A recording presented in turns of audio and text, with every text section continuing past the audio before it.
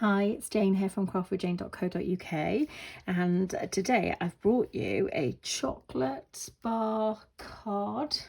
I don't know what I'm actually going to call it, but basically it's based on a gift that I received for my birthday, which was a Cadbury's chocolate bar, and it came in a nice presentation box with a happy birthday on, and then you opened it up and it was a card as well, and it had been like automated, written inside who it was from, and then you opened it up like this, and a lovely bar of Cadbury's milk chocolate was inside. It was the regular chocolate I had in this.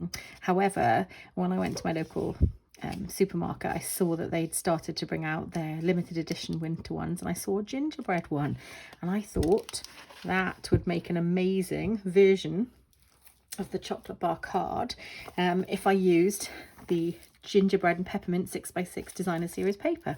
I sort of felt like it all fitted beautifully well.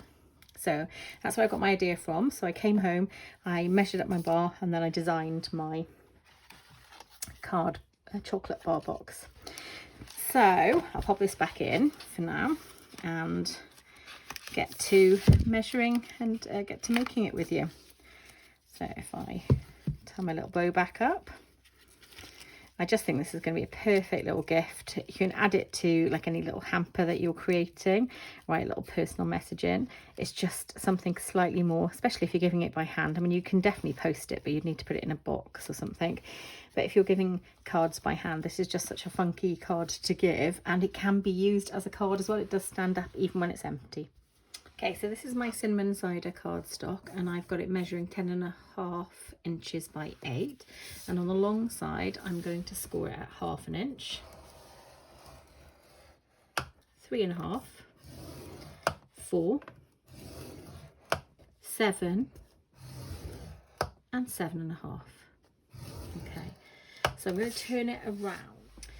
So when you turn it around, you need to have the biggest edge, so you want this little one here, you want at the bottom, and then it's very important because this will determine which way the card opens. So I'm going to score it at 1/2 inch, 7 and 7.5. So I'm going to turn it back around. I'm going to get my scoreboard out of the way now, and I'm going to use my scissors, and we're going to make some snipping. So this is going to be the card front, so I'm going to cut away the bits that I don't need, the unnecessary pieces. So I'm going to cut this away to start with. I never remember which one of the tags I need to cut off. So if I start with this, because I know this is going to be my card element, just there, and the bottom.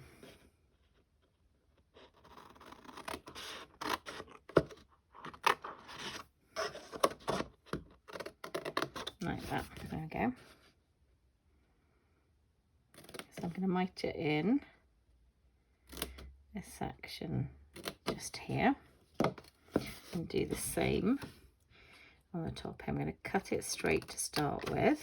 I'm going to cut off that little edge, and then I'll miter in.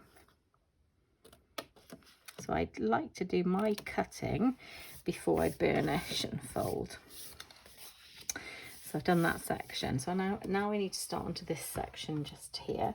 So when the box folds over, I'd like this to be the flap. So I'm going to cut down here like this. Gonna cut this away completely.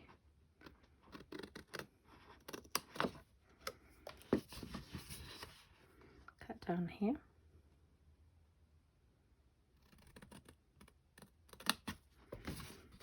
I'm going to miter this.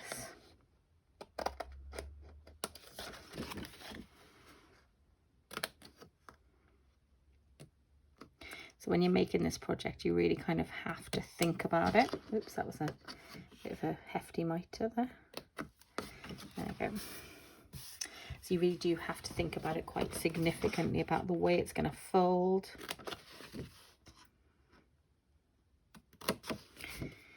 Because that definitely has an impact on where you cut.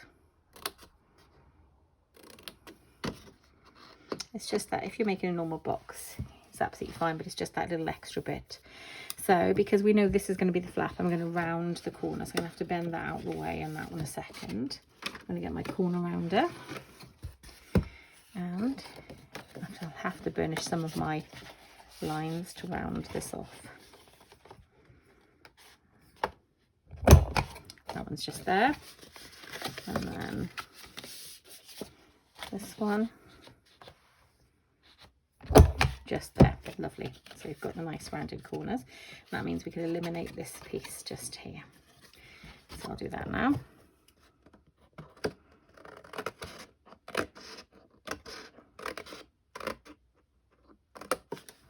Okay, so like I've done on the back here as well, I'm going to cut out a little half inch circle there, just so that you can get your thumb in, like a thumb hole, so that you can open and shut your box well. Okay, so I think it's time to get my bone folder out and do a bit of burnishing. So I'll do the little side elements to start with. It's going to be the base of the box just here.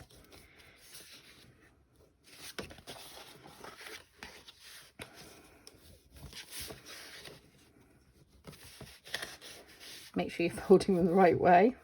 Now we'll make our box. I'm doing the long lines. Feels like it's coming together when we do this.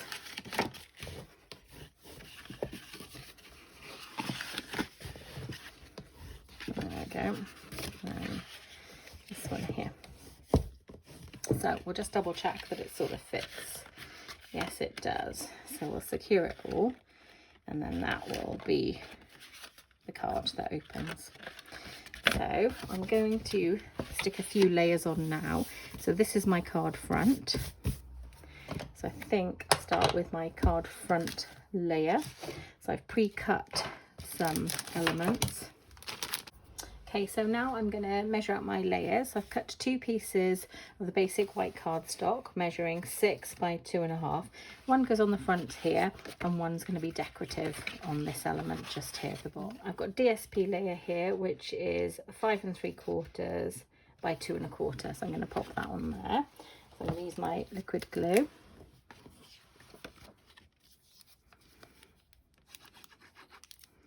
I'll just pop that on here.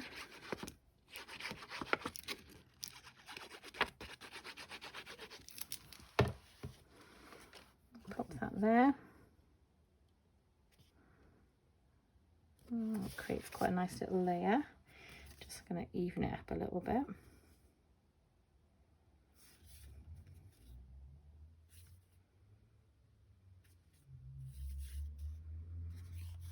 Does that look there? Yep, happy with that. So I'll pop some glue in the back and pop that on. That will be my front layer. Whoa, oopsie daisy, that was lucky. And then try and get a nice even border here if I can. Yeah, just press down on that. Use my Tatio bone folder that I love. There we go. That's nice, little layer just there. Perfect. Okay, so my inner layers, I'm going to go one on the back side of here, which is going to be where I pop my sentiment piece. So this sentiment layer is 6 by 2.5, and that's going to go on the inside of the card here. And I have stamped using the coordinated frosted gingerbread photopolymer set, stamped the Wishing You a Merry Christmas. This also has coordinating dies, and these dies have got like an outer layer, and they cut out shapes from the DSP that I showed you earlier. So I'm going to glue that into place as well. Oh, and you can see I went a bit wrong with the stamping. It was a bit off center, and the beauty when you do that, because this is real life and we don't want to waste things, is you just turn it over and go again. Lovely. Perfect. That's great. And then, because it's going to fold like that, I've got a piece to go on here as well. So it's going to be this piece that I used earlier, and it's got a slightly smaller piece of DSP, and I'm going to use the multicoloured side. So start by sticking, so I should tell you the measurement, sorry. It is 5.5 by 2, so a little bit different size wise. And pop that on here.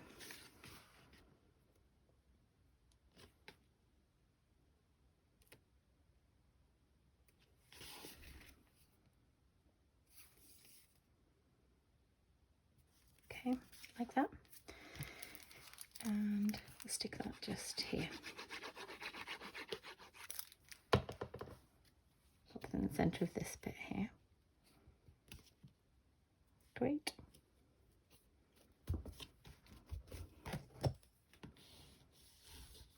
Lovely. So now I need to assemble a box. So I'm actually going to use my Stampin' Seal Plus for this. You can use anything you want, but just for speed, because I am filming, I don't want you to have to watch me watch the wet glue dry. I'm going to use this. So I'm going to put it down this section to start with. There we go.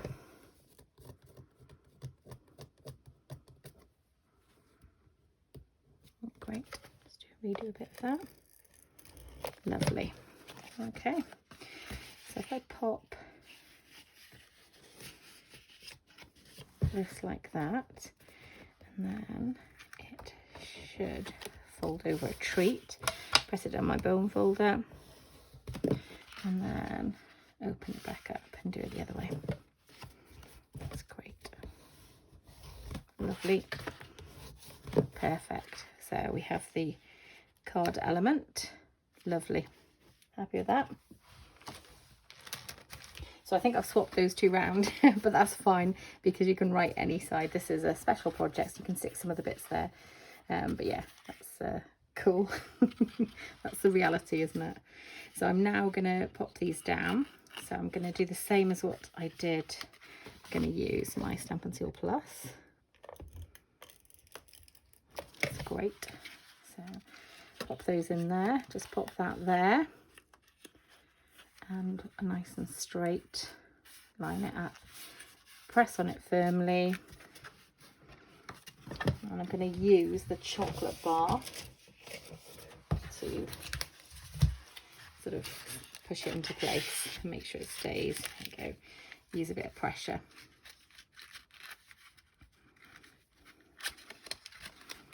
So you need to make sure your edges are neat, and mine, this edge here is not quite neat. There you go. There you go. Lovely. So that is the element of the chocolate box just there. And then this is the card section. So I used some ribbon, some real red ribbon here, the double stitch one, which I love. So I'm going to use the same on this one. So this is the ribbon just here, real red, and it is the double stitch satin ribbon. So I always try and keep it on the spool if I can, just because I try to minimize wastage. It doesn't always work, but you never know, fingers crossed. So I'll tie a bow to the edge, quite like that, sort of like a bit of a signature style, I think, for me, if I can.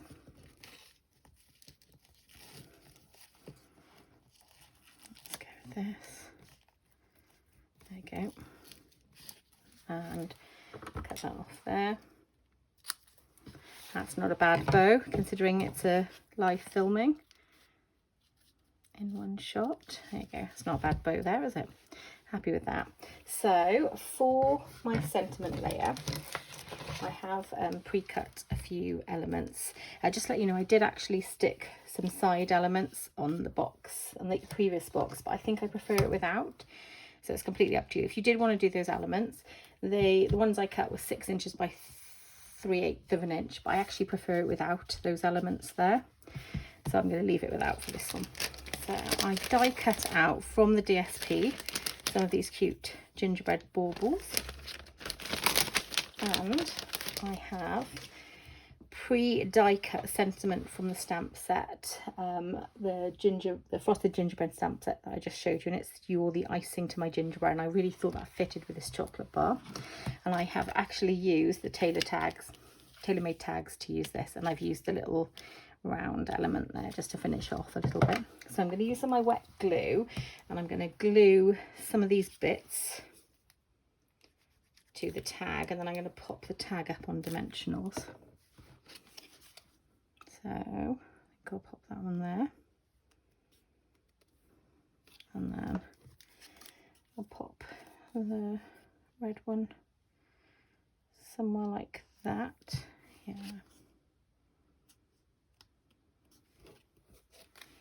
more sort of like that. Yeah, okay. And then I'll pop those up on dimensionals. Just stick them down to start with. Lovely.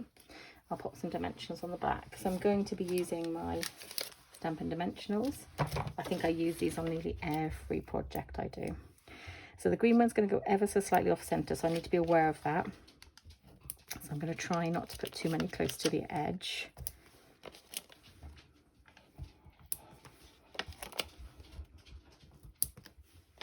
And again, not too close to this edge either. So I'm hoping one more maybe.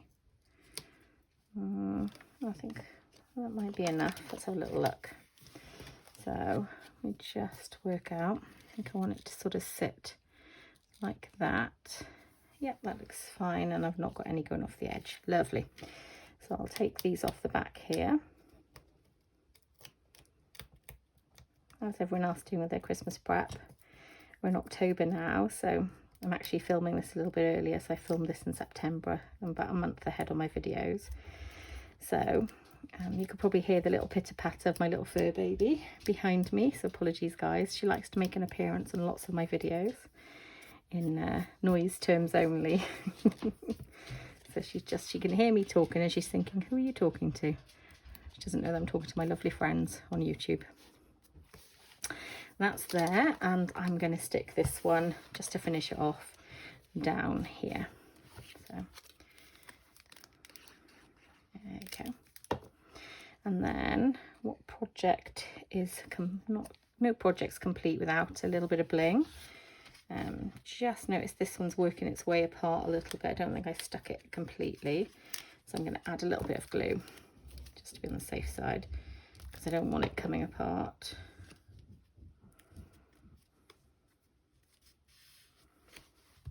So I think I'm going to add a little bit of bling, and I've gone quite about 3/4 of the way through this pack of red rhinestones basic jewels, which is pretty impressive because I think there's 220. So I've used, I would suggest I've used about 180 of them already.